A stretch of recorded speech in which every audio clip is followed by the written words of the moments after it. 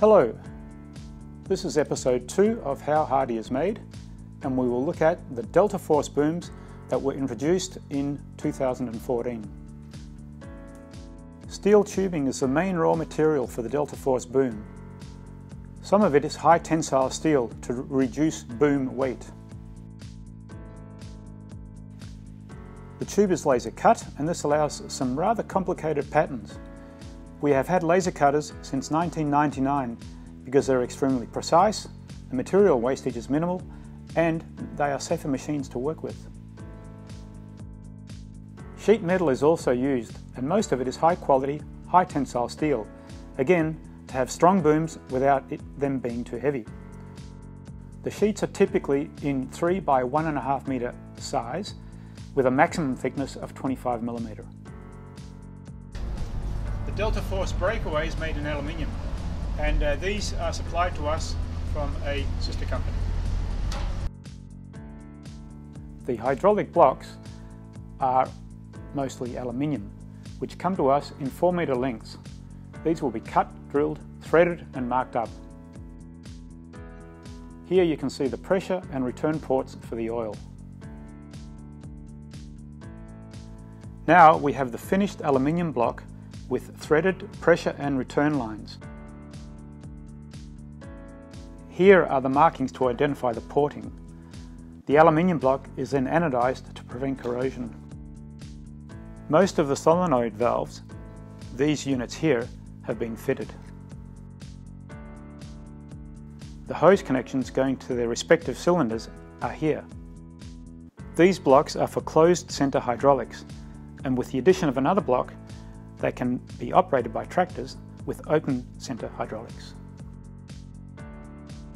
We also produce the hydraulic hoses and make about 40,000 a year, using 74 kilometers of hydraulic hose in this process. We fit a sealing cap to keep impurities out. Let's go back to the steel. The components are secured on a fixture that is mounted at the welding robot. The robot rotates the fixture, and the welder arm can be articulated to perform the welding task.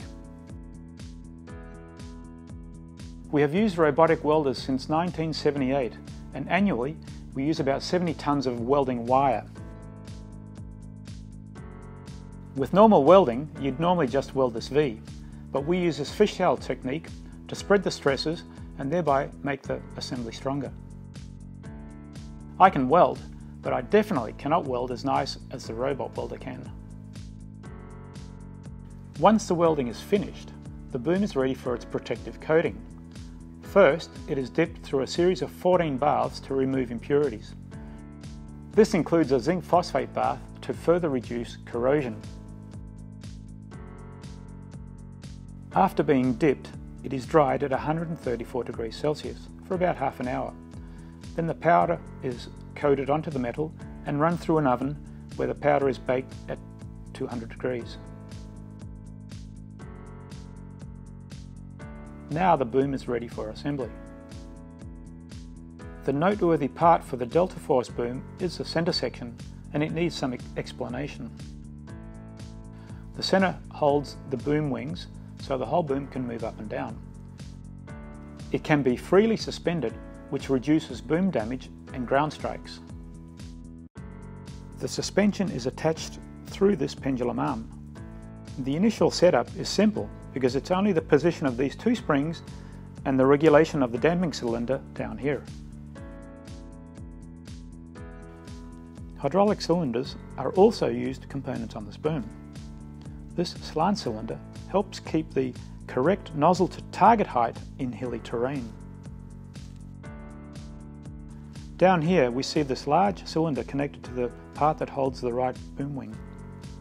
The boom wing has a damping system to take the stress out of the boom when accelerating or slowing down.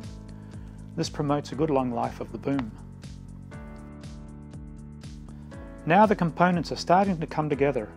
The hydraulic hoses are connected to the hydraulic block. This is the pendulum that we saw just before.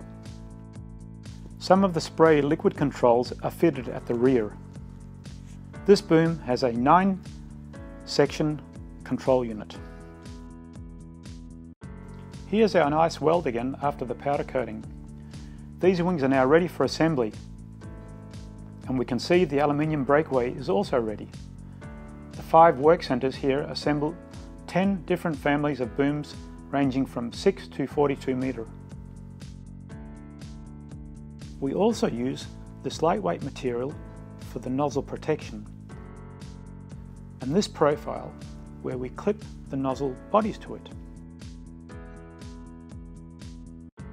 The mounted nozzle bodies with their stainless steel tubes are collected on a wagon for one boom assembly. I can see that this is for a 36 metre Delta Force boom. So now the nozzle body that is fixed on the tube is clamped on this profile. We recently improved the liquid system by putting the fittings on the outside of the tube. The smallest diameter is now the tube itself, no fittings inside the tube.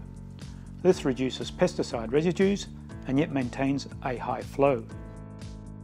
This laser cut component and this pin that is fitted there are inner and outer wing locks. When this pulls up, it locks the wing, so we get a more accurate distribution of the spray liquid. Here we have the aluminium tube again, and with these brackets it protects the nozzle body. The nozzle body itself has many components. One is the filter, consisting of a filter body, an O-ring, and the mesh filter. Another is a snap fit nozzle. The filter body and mesh are assembled here. The Delta Force boom is now finished. After operation and spray distribution quality documentation, it's ready for shipment. Now you have seen how we make the Delta Force boom. Here it is on a Navigator sprayer. We hope you've enjoyed this, and stay tuned for the next episode where we will cover the Twin Force boom.